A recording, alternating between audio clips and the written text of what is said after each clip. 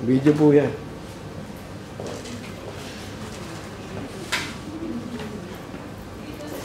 Good morning po sa inyong lahat.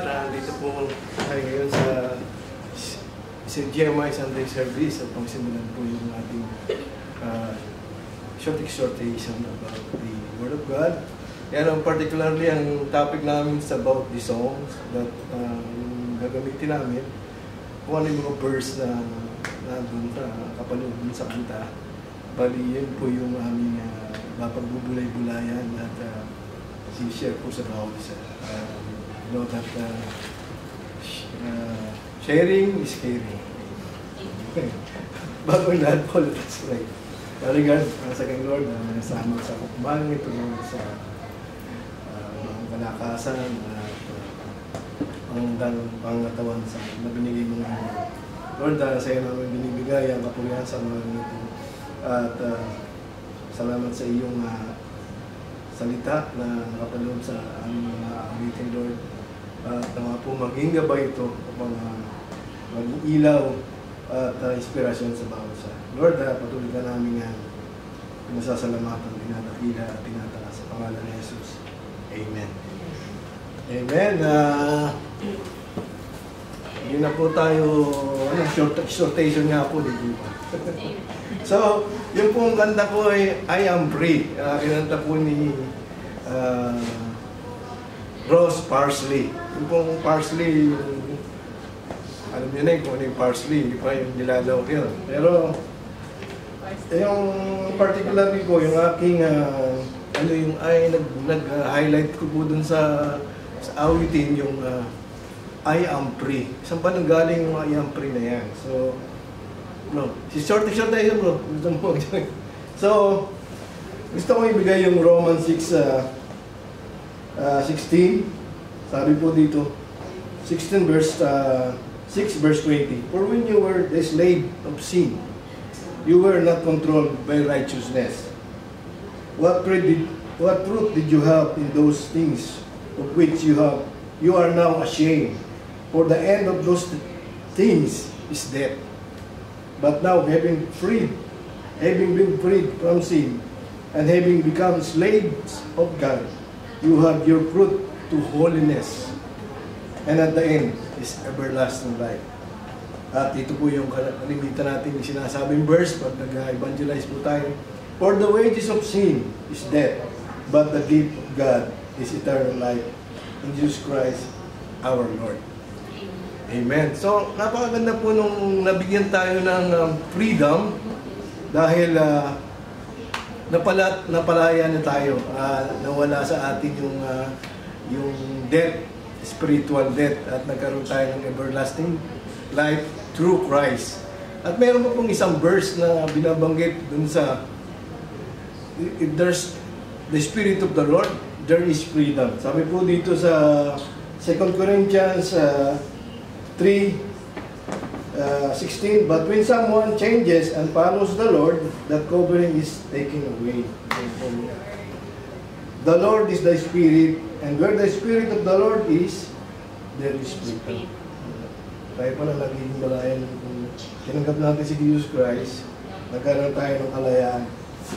Sabi ko sa inyo mamaya kung bakit, ano ba yung kalayaan na pagkakaiba nung sa Old Testament at saka sa New Testament na dumating si Jesus Christ. Kaya po dito, and our faces are not covered.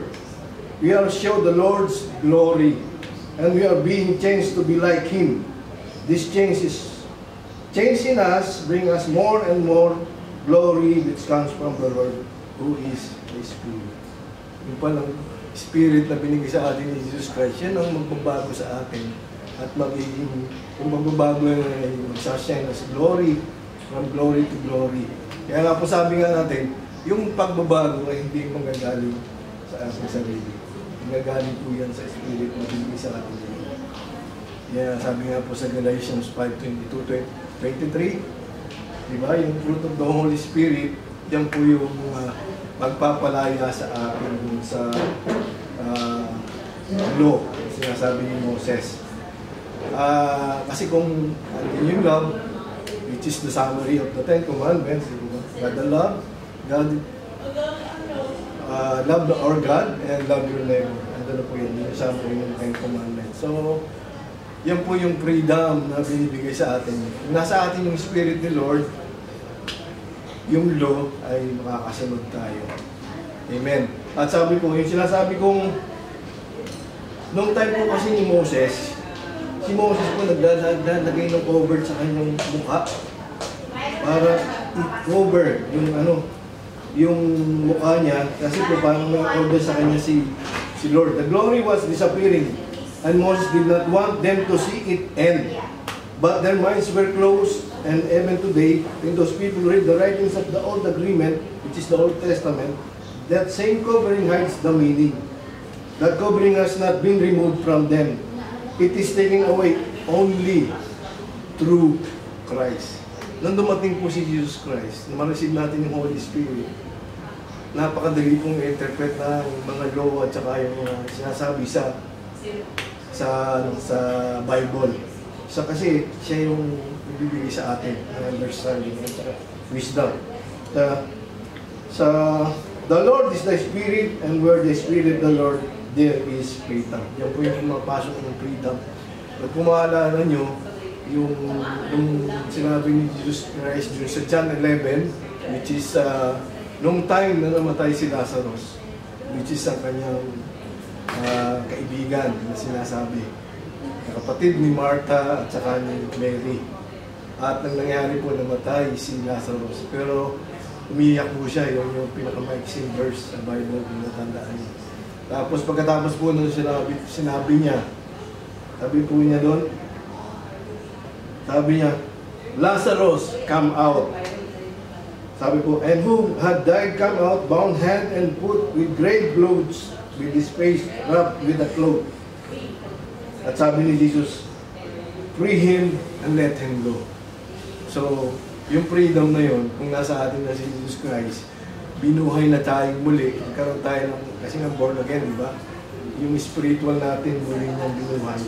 Dapat wala nang hadlang, wala nang mga tali-tali pa sa atin. Kaya po sabi, I am free to dance, I am free to run. So, yun yung freedom ng belief. Pero ano lang yun, yung parang, ano lang na, hindi ibig sabihin na doon lang tayo pinalaya sa pagsayaw. Ibig sabihin, yung pagiging Kristiyano natin, talagang yung galaw natin, talagang meron na tayong freedom kasi wala na tayo dun sa pagiging slave sa kasalanan. Ang paggawa na lang natin, sabi nga doon sa Ephesians 2:10, ay gawa tayo dun sa God's workmanship na nagawa tayo ng yung righteous way ng ating gagawin, yung good works na nagawa tayo. Yun yung fruit ng ating faith. So kung nandun yung ating pagtanggap kay Lord, there is freedom for us to do good works in us. So, yan lang po yung situation. Okay, di ba?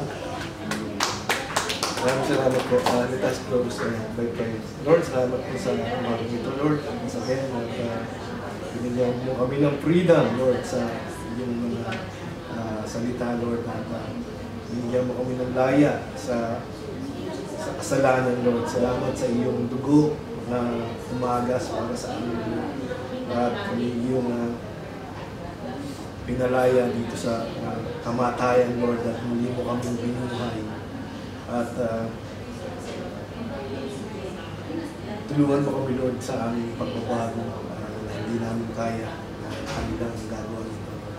Lord, baguhin mo kami upang makita sa aming sarili ang iyong glory at maging Christ-like kami sa iyong pagbabalik. These are prayers in your Son, Jesus Christ. Amen.